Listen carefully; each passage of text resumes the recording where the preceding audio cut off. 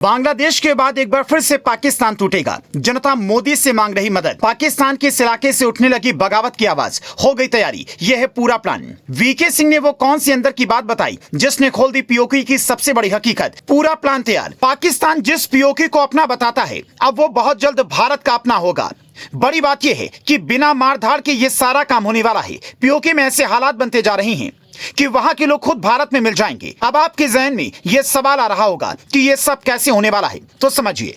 दरअसल हाल ही में general VK Singh ने पीओके को लेकर एक अंदर की रिपोर्ट बताई। वीके सिंह ने बताया कि पीओके से रिपोर्ट आ रही है कि वहां के लोग भारत में विलय की मांग कर रहे हैं। अब आपको वीके सिंह के इस बयान के मायने समझने बहुत जरूरी हैं। वीके सिंह ने पीओके को लेकर कहा कि भारत को इस मुद्दे पर शायद कोई एक्शन लेने की जरूरत ही ना पड़े, क्योंकि पीओके का पूरा इलाका गरीबी और कंगाली के दलदल में जिस तरह फंसता जा रहा है, पाकिस्तान के हालात भी ठीक नहीं हैं। इसीलिए आने वाले सालों में पाकिस्तान के लोग ही अपनी सरकार के खिलाफ लड़ाई शुरू कर देंगे। पाकिस्तान में गृह युद्ध जैसे हालात बन जाएंगे, जिसके बाद उसके कई टुकड़े हो जाएंगे और पीओके की जनता खुद ब खुद तिरंगा झंडा उठाकर भारत में शामिल हो जाएगी। ऐसे में भारत को अपनी तरफ से कोई प्रयास नहीं करना पड़ेगा और जिस तरह आए दिन अखंड भारत की बातें होती हैं, उस दिशा में अपने आप देश बढ़ जाएगा। अब वीके सिंह के इस बयान के पीछे का मतलब भी समझिए। दरअसल वीके सिंह के बयान से 2 महीने के दौरान घटनाक्रम को समझें तो पीओके की जमीनी हकीकत समझ में आ जाती है। इधर दिल्ली में जब दुनिया भर के नेता जुटे तो तस्वीरें पाकिस्तान में भी देखी गई। वहां के लोगों, खास तौर से पीओके की जनता को समझ में आ रहा है कि 1947 की उस गलती के बाद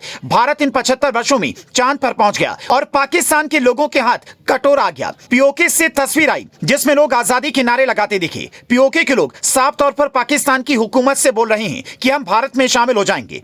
तो वहीं कुछ कश्मीरी एक्टिविस्ट का बयान भी मीडिया में आया, जिसमें वो पीएम मोदी से मदद मांगते दिखाई दे रहे हैं। इन लोगों का कहना है कि भारत के प्रधानमंत्री उन्हें पाकिस्तान से आजाद कराएं, क्योंकि वहां लोग अब भूख से मरने लगे हैं। ऐसे में आपके मन में सवाल होगा कि अचानक ऐसा क्या हुआ कि पीओके में हालात इतने खराब हो गए हैं। दरअसल पाकिस्तान में राजनीतिक अस्थिरता तो पहले से ही रही है। इस समय अर्थव्यवस्था भी आईसीयू में चली गई है। रोजमर्रा की जरूरत की चीजें और डीजल पेट्रोल आम आदमी की पहुंच से दूर जा रही हैं। विदेशी मुद्रा भंडार खाली हो गया है। इन तमाम परेशानियों को देखते हुए पाकिस्तान के लोगों का भविष्य खतरे में है। पीओके के लोगों का गुस्सा इसलिए भी ज्यादा है क्योंकि पाकिस्तान की सरकार उनके संसाधनों का फायदा तो उठा रही है, लेकिन उस क्षेत्र के लोगों का भला नहीं सोच रही है।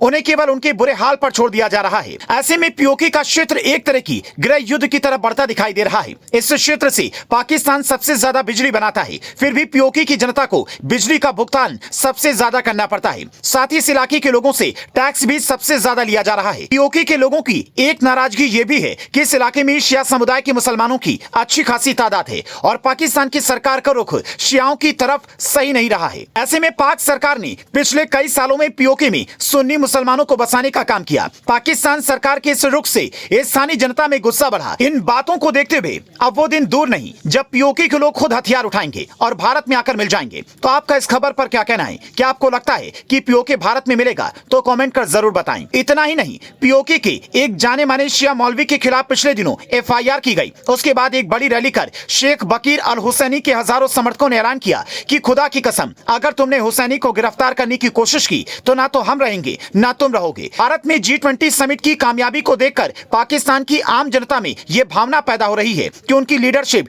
ठीक नहीं है, वे देश के भविष्य को लेकर फिक्रमंद नहीं है। शायद यही वजह है कि वीके सिंह ने अपने आप वाली बात कही, मतलब भारत को कुछ नहीं करना होगा, पीओके अपने आप आ जाएगा।